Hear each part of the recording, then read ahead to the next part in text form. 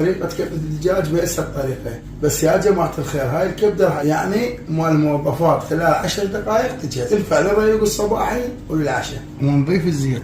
هاي الكبدة غاسلينها كل الزين، نقعينها في بالخل 10 دقائق. الكبدة نشتغلها بهاي الطريقة ما تسلق. إذا انسلقت الكبدة راح تصير زفرة. الفلفل الألوان على شرايح جوليان. نضيف شوية زيت من الطاوة الثانية، ونضيف البصل. ما تكرمل عندنا البصل ونضيف الثوم.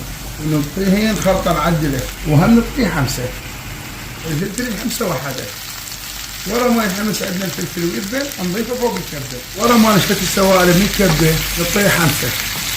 ملعقة شاي فلفل أسود، نص ملعقة طعام بابريكا، ملعقة طعام كجب، ملعقتين طعام دبس الرمان، صرنا حبة ليمون، نص ملعقة طعام ملح.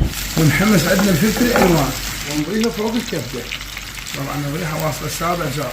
عندنا هاي كبدة الدجاج اللي يحبها قلبكم.